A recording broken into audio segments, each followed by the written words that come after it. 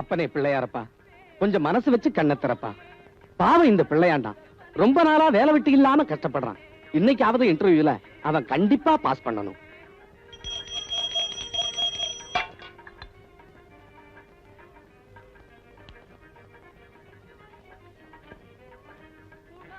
இன்னைக்கு ஜெயந்தா. ஐயா ஐயா, அம்மா அம்மா,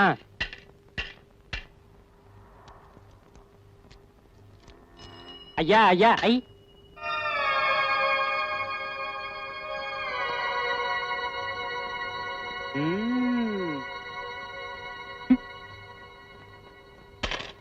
ஐயா ஐயா ஐயா.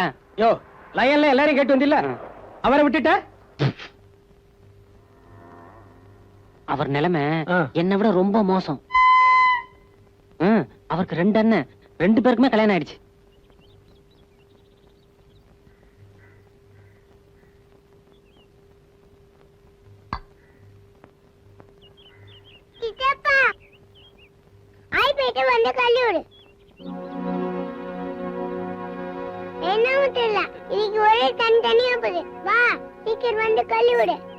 அவன் கூப்பிடறான்ல, காதுல விளைய போடா, போய் கழுவி விடு.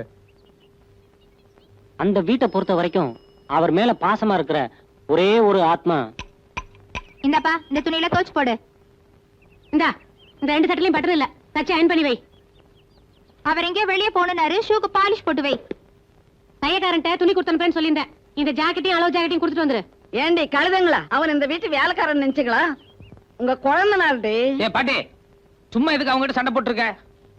நான் வேலை வெட்டி இல்லாம சும்மா உட்காந்து சாப்பிட்டுக்கிறதால எல்லா வேலையும் தான் கொடுப்பாங்க. பரவாயில்ல, செய்வேன் விடு. அந்த வீட்டுல அவர் நாயா உழைச்சாலும் ஒரு வேலை இல்லைங்கிற காரணத்தினால அவர் படுற அவமானம் கொஞ்சம் நெஞ்சம் இல்ல. என்கிட்டயே 350 ரூபா கடன் வாங்கியிருக்காருன்னா பாத்துக்கங்களேன். இன்னைக்கு கூட ஏதோ இன்டர்வியூக்கு தான் போறாரு போல் இருக்கு. இன்னைக்காவது அந்த இன்டர்வியூல அவர் பாஸ் பண்ணணும்னு அந்த ஆண்டவனை மனசாரவே. இன்னைக்கு இன்டர்வியூ கோவிந்தா. தம்பி, என் குழந்தை கொடுத்துருங்க தம்பி.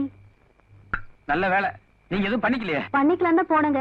போற வழியில ஒரு டீ கடைக்காரர் என்ன தடுத்து நிறுத்தி அவர் கடையிலே ஒரு வேலை போட்டு தரேன்னாரு. Very good. டேய் பாத்தியாடா, உங்க அம்மாக்கு ஒரு டீ கடைக்காரன் மூலமா வாழ்க்கை கிடைச்சிருக்கு. இல்ல இல்ல சாரி, ஒரு டீ கடைக்காரன் மூலமா வேலை கிடைச்சிருக்கு. ரொம்ப சந்தோஷம். இந்தாங்கம்மா. ரொம்ப நன்றி தம்பி.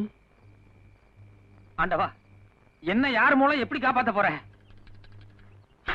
வெங்கட் போஸ்ட். வீட்டுல யாரும் இல்லைங்களா? ஐயோ சார், இது எனக்கு வந்தது இல்ல, வேற யாருக்காவது வந்திருக்கும். டோர் நம்பர்லாம் கரெக்டா இருந்துச்சா? அது கரெக்ட்டுங்க. ஆனா 10,000 ரூபாய்க்கு டிராஃப்ட் அனுப்பிச்சிருக்காங்க. எனக்கு எவன் சார் அனுப்ப போறான்? இந்தாங்க புடிங்க. அம்மா வெங்கட், லெட்டர் உங்க பேருக்கு தாங்க வந்திருக்கு. என் பேருக்கா? நீங்களே படிங்க.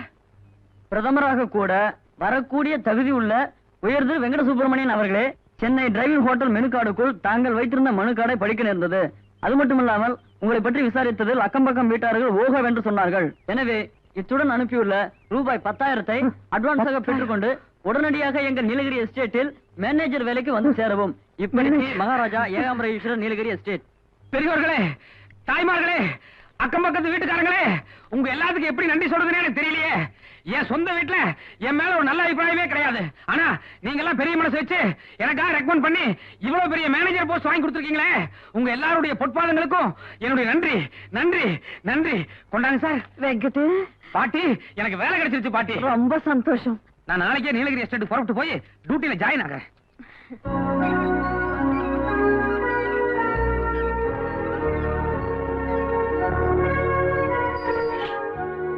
பிரதர், இதான் நீங்க கேட்டீங்களே நீலகிரி எஸ்டேட் பேலஸ்.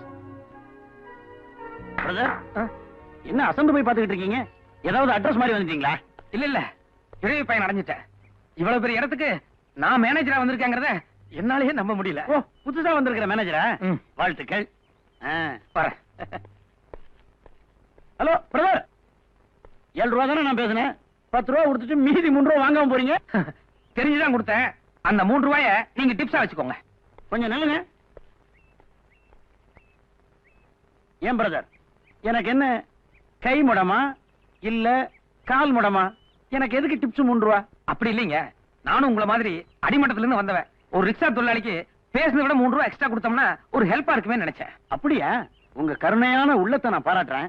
ஆனா அதே சமயம் அடுத்தவங்க கொள்கையிலையும் கொஞ்சம் கை வைக்காம பாத்துக்கங்க. கொள்கையா? ஆமா, தன்னுடைய உழைப்பு என்னவோ அதுக்கு உண்டான ஊதியத்தை மட்டும் வாங்குறவன் தான் இந்த மாடசாமி.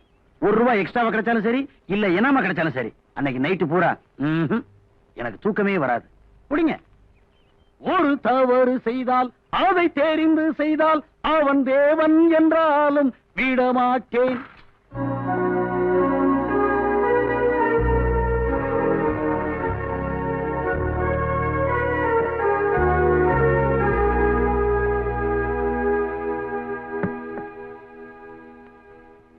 வணக்கம் சார். யாரு? மகாராஜா இல்லீங்களா?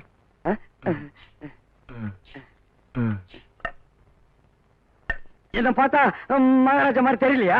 ஐயோ, நீங்க படிக்கட்டுல உட்கார்ந்து இருந்தீங்க, அதோட தலையில கிரீடம் கூட வச்சுக்கல, அதனால நான் யாரோ சாதாரண சிப்பாயின்னு நினைச்சிட்டேன். என்ன மன்னிச்சிருங்க மகாராஜா. இரு. அதெல்லாம் ஒண்ணும் வேண்டாம். நான் மகாராஜா அவ்வளவுதான். நீ இதான் வெங்கட சுப்பிரமணியமா? ஆமாங்க மகாராஜா. நீங்க பெரிய மனசோட அனுப்பி வச்ச 10,000 ரூபாய் டிராஃப்ட் கிடைச்சது. ரொம்ப நன்றி. நான் இப்பவே டியூட்டிக்கு ரெடி. டூட்டி பாக்குறது இருக்கட்டும், முதல்ல நீ இந்த அரண்மனை நிலவரத்தை தெரிஞ்சுக்க. நாயர், வாட்ச்மேன், கார்டனர், டிரைவர் எல்லாரும் வாங்கப்பா. உனக்கு கீழே வேலை பாக்குறவங்கள முதல்ல உனக்கு அறிமுகப்படுத்தி வச்சிடறேன். சரிங்க. நமஸ்காரம். நமஸ்காரம். குக், நாயர். வணக்கம் சார். நான் இன்னைக்கு புதுசா மேனேஜர் வராருன்னு சொன்னேன்ல, அது இவர்தான், மிஸ்டர் வெங்கட சுப்பிரமணியம். ஏன் நாயர், உங்களுக்கு இங்க எத்தனை வருஷம் சர்வீஸ் ஆச்சு? சர்வீஸோ? நான் இன்னும் வேலைக்கு சேர்ந்தது. வேலைக்கு சேர்ந்தோம்.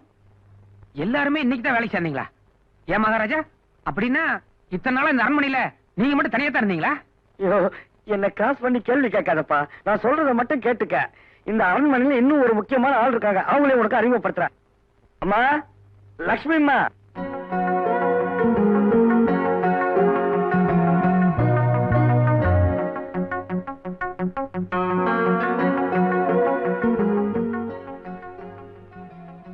இவங்க நான் இந்த வீட்டுல வேலை பாக்குற பொண்ணு. வணக்கம். வணக்கம்.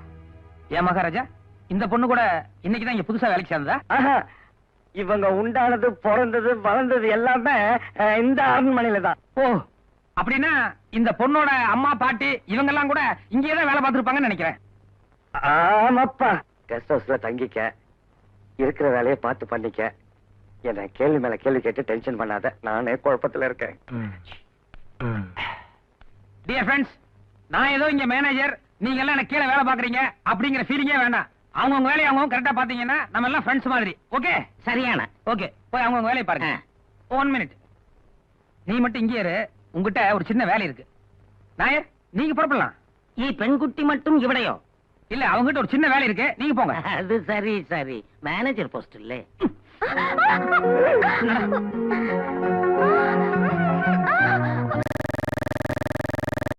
காலையில சாப்பிடல, மத்தியானம் சாப்பிடல, இந்த ஒரு நேரமாவது சாப்பிடுறான்.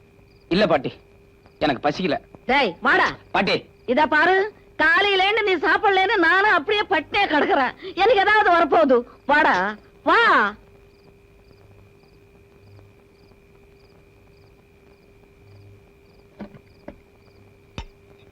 ஏண்டா, இன்னைக்கு கூட இன்டர்வியூ ஃபெயில் ஆச்சுன்னு சொல்றியே, சரியா படிக்கலையா? இல்ல பாட்டி, நான் நல்லா தான் படிச்சுட்டு போனேன். பின்ன அவங்க கேட்ட கேள்விக்கு டான் பதில் சொல்ல வேண்டியது தானே? எல்லா கேள்விக்குமே அவங்கள அஸ்திர அளவுக்கு நான் பதில் சொன்னேன். ஆனா கடைசி கேள்விக்கு நான் அசந்துட்டேன். ஏன், ரொம்ப கஷ்டமான கேள்வியா? 30,000 ரூபாய் லஞ்சம் கேட்டாங்க, அதுக்கு என்னால பதில் சொல்ல முடியல. ஒரு அண்ணன் எல்ஐசில வேலை பாக்குறான், இன்னொரு அண்ணன் பேங்க்ல அசிஸ்டன்ட் மேனேஜரா இருக்கான். அவங்க மனசு வச்சா அவனுக்கு எப்போ வேலை கிடைச்சிருக்கும். ஒருவேளை அவங்க ஏதாவது செய்யணும்னு நினைச்சாலும் உங்க அன்னிமார் இருக்காங்களே, உப்பரப்படுத்திக்குவாங்க. சரி, நீ சாப்பிடு. ஏண்டா, காலையில இன்டர்வியூக்கு போனியே, என்னாச்சு? இன்னைக்காவது பாஸ் பண்ணியா இல்லையா? அதை ஏன் கேக்குறீங்க? உங்க தம்பியோட புத்தால்தனத்துக்கு அந்த ஆபீஸ்ல வேலையே இல்லையா? ஏண்டா, உனக்கு வெக்கம், மானம், சூடு, சொரணை எதுவுமே கிடையாதா? இன்டர்வியூல ஃபெயில் ஆயிட்டு வந்து பிளேட் நிறைய போட்டுக்கிட்டு எப்படி உன்னால கொட்டிக்க முடியுது? என்னங்க நீங்க பேசுறது? குதிரை குருடுங்கிறதுக்காக கொள்ளு திங்கறதுல குறைச்சலா வைக்க போகுது? அதானே, நீ நல்லா சாப்பிடுப்பா, அடுத்த இன்டர்வியூக்கு போக வேண்டாம். கிளவி, நெய் ஊத்தி நல்லா பசஞ்சு ஊட்டி விடு.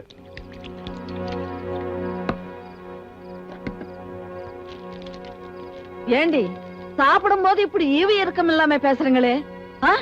உங்க கூட பிறந்தவங்க மாத்திரம் கலெக்டர் உத்தியோகமா பாக்குறாங்க. என் பேர்னு குறை சொல்றீங்களே. வார்த்தை அளந்து பேசு. வாய மூடு.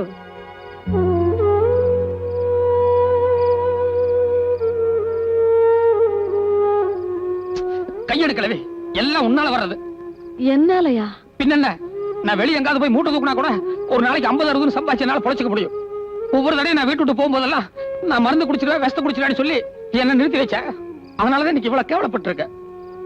இத பாருடா வெங்கட், உன் காலம் எப்பவும் இப்படியே இருக்காது. உன் அறிவுக்கும் திறமைக்கும் பெரிய சமஸ்தானத்துல உத்தியோகம் கிடைக்கும். அது மட்டும் இல்ல, உனக்காக ஒரு ராஜகுமாரி பிறந்திருக்கா. அவ வந்து ஐ லவ் யூ வெங்கட் அப்படி சொல்ல போறா. அதுக்கப்புறம் உன் வாழ்க்கையே தலைக்கையே மாறப்போகுது. உச்சி குளிர்ந்து ஜில்லுன்னு ஆயிப்போச்சு போ. டேய் வெங்கட், நான் விளையாட்டுக்கு சொல்லல. நேத்து கூட உங்க அம்மா என் கனவுல வந்துச்சு.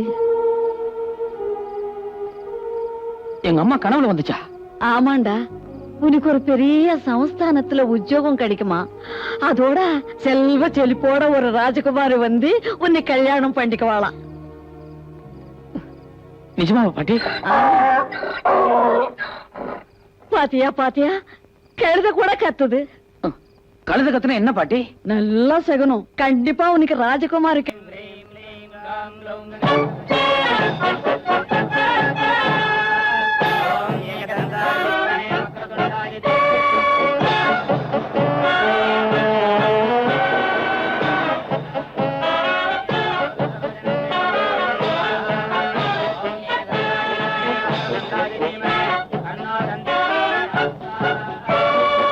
எல்லாருக்கும் வணக்கம். உட்காருங்க. பாப்பா, நிச்சயதார்த்தத்துக்கு எல்லாரும் வந்துட்டாங்களா? பொண்ணு அலங்காரம் முடிஞ்சிச்சான்னு அப்பா பாத்துட்டு வர சொன்னாரு. Just a minute.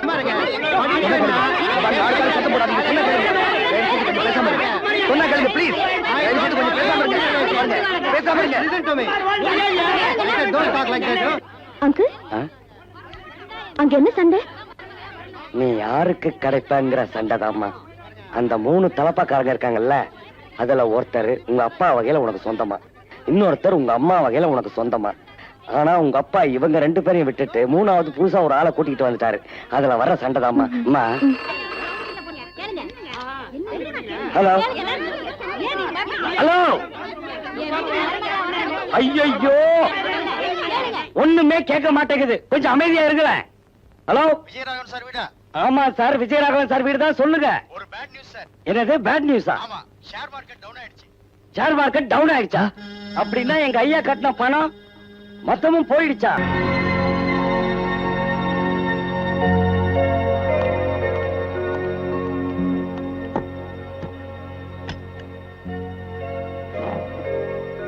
அங்கிள், இவங்க எல்லாரும் இன்னும் 20 வருஷம் இங்க வேலை பார்த்தாங்கன்னா இவங்களுக்கு சேர வேண்டிய சம்பளம், போனஸ், ஃபெஸ்டிவல் அலவன்சஸ், இன்னும் இந்த மாதிரி என்னென்ன உண்டோ அது எல்லாத்தையும் இப்பவே கொடுத்து செட்டில் பண்ணிடுங்க. இனிமே இங்க யாரும் வேலைக்கு வேண்டாம். நீங்க எல்லாரும் இங்க இவ்வளவு வருஷம் சின்சியரா வேலை பார்த்ததுக்கு ரொம்ப நன்றி. பாப்பா, செட்டில் பண்ணிட்டு மேல வாங்க.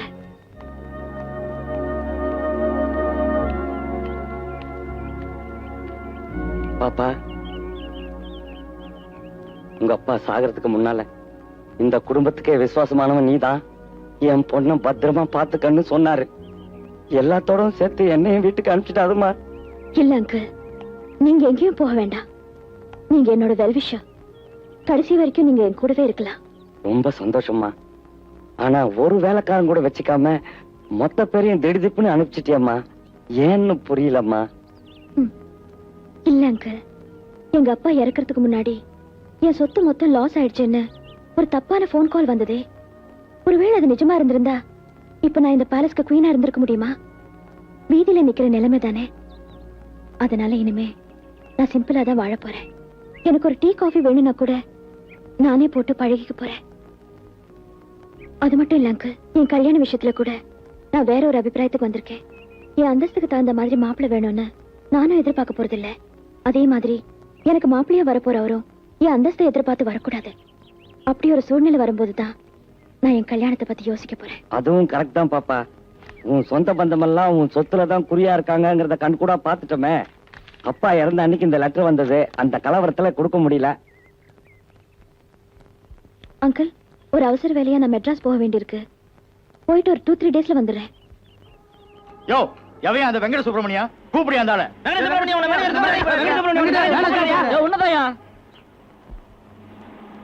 கூப்பிட்டீங்களா சார்? ஆமா, வீர பதக்கம் வாங்கி வச்சிருக்கேன். உனக்கு குத்தி விட போறேன். Stupid fellow. எப்பயா வேலைக்கு சேர்ந்த? நேத்து காலையில சார். 24 மணி நேரம் ஆகல, அதுக்குள்ள உன் புத்திய காமிச்சியா? நான் எந்த தப்புமே பண்ணலையே சார். என்னையா பண்ணல? என்னையா அது? இது என்ன? நாங்களே ஒரு மெனு கார்டு வச்சிருந்தா அந்த மெனு கார்டுக்குள்ள ஒரு மனு கார்டு. அடடா, போட்டோல உணர்ச்சியை அள்ளி கொட்டி இருக்காயா. என் தாயின் மறு உருவங்களே. எம்காம் பட்டதாரியான இந்த வெங்கட சுப்பிரமணியன் படிப்புக்கு தகுந்த வேலை கிடைக்காத காரணத்தால் உங்கள் முன் ஒரு சர்வராக நிற்கிறேன். உங்களால் எனக்கு வேலை கொடுக்க முடியவில்லை என்றாலும் உங்களுக்கு தெரிந்தவரிடம் சிபாரிசாவது செய்யுங்கள். பிரதமராக வரக்கூட தகுதியுள்ள கே வெங்கட சுப்பிரமணியன் எம்காம். நோட்டீஸ் அன்பளிப்பு பிச்சை பெரியண்ணன். ஏயா இங்க வர்றவங்க காபி சாப்பிட வர்றாங்களா இல்ல உன் கர்ண மனுவை பரிசீலிக்க வர்றாங்களா? கஸ்டமர்ஸ் எல்லாம் கம்ப்ளைண்ட் பண்றாங்கல்ல. யார் சார் கம்ப்ளைண்ட் பண்ணது? நான் தான் மேன். இதெல்லாம் எனக்கு பிடிக்காது. நீசன்ஸா பிஹேவ் பண்ற. யோ, நாளைக்கு உனக்கு ஒரு பையன் பிறந்து என்ன மாதிரியே ஃபர்ஸ்ட் கிளாஸ்ல டிகிரி பாஸ் பண்ணி இந்த சர்வோத்தியோகம் கூட கிடைக்காம ரோட சிங்கி அடிச்சுட்டு அலம் மோதல வேண்டாயா. நான் வயிறுன்னு சொன்னா அது கண்டிப்பா நடந்துரும். நீ நல்லா இரு. இப்ப என்ன சார்? நீ வேலைக்கு வேணாம், கெட் அவுட் ஐ. தேங்க்யூ.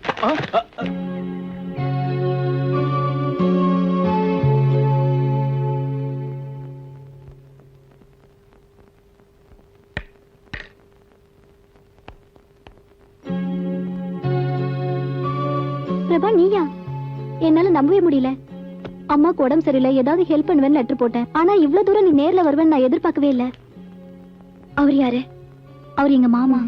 இந்தா, நான் வந்து டாக்ஸி வெளியே தான் இருக்கு. சீக்கிரம் உங்க அம்மாவை கொண்டு போய் ஹாஸ்பிட்டல் அட்மிட் பண்ண சொல்லு. முதல்ல அட்மிட் பண்ண சொல்லு, சீக்கிரம்.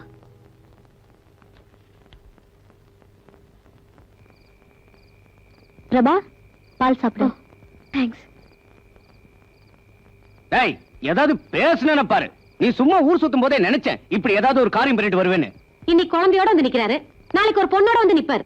எப்போ என்ட்ரிக் பண்ணாலும் ஃபெயில்ல வருவாரு. இந்த மாதிரி விஷயத்துல ஃபர்ஸ்ட் கிளாஸ்ல பாஸ் ஆயிருக்காங்க. அத கண்ணுக்கால் மூக்கல அவனாட்டவே இருக்குது பாரு. இத பாருங்க, சும்மா ஆளாளுக்கு வாய்க்கு வந்த வர பேசிட்டு இருக்காதீங்க. சும்மா அவங்க கிட்ட ஏன்டா கத்துற? நீ இந்நேரத்துக்கு ஒரு குழந்தையோட வந்தாக்கா யாருக்குதான் சந்தேகம் வராது? இது ஏன் குழந்தை இல்ல பாட்டி. பின்ன யாரு குழந்தை?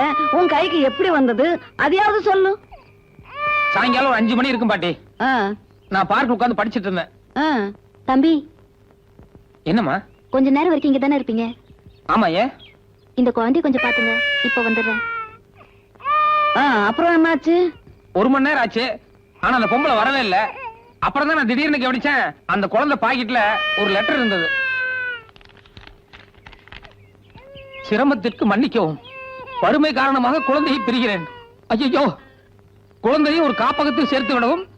நான் இனி உயிர் வாழப் போவதில்லை. சற்று நேரத்தில் சாக போகும் முத்துலட்சுமி. ஐயோ, கரெக்ட் பாட்டி. உன்ன மாதிரியே தான் நானும் பதறி போய் பக்கத்துல ரயில்வே ட்ராக், கூவநதி எல்லா இடத்துலயும் தேடி பார்த்தேன். ஆனா எங்கேயுமே அந்த பொம்பளை கிடைக்கல. இந்நேரத்துக்கு மேல நான் குழந்தை எங்க விட்டு வர்றது?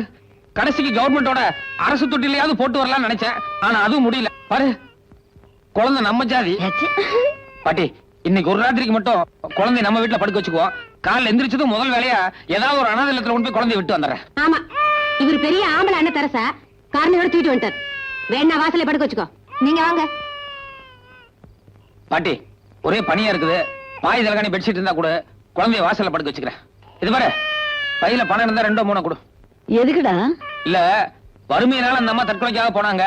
அவங்க கிட்ட பால் இருந்ததோ இல்லையோ, இவன் எத்தனை மணிக்கு குடிச்சானோ என்னவோ, கடைசிக்கு ஒரு பால்ட்டியாவது வாங்கி கொடுத்துறேன். அப்பனுக்கே அரக்கோமனும் இடிச்சு போத்துடா மகனே நானா. இந்தா, வருதுடா வருது.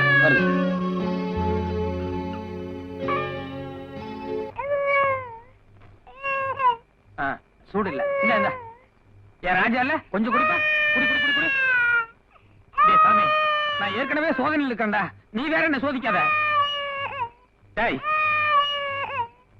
இப்ப நீ அழகிய நிறுத்தல, நான் என்ன பண்ணுவேன்னு எனக்கே தெரியாது. பாக்கலாமாடா?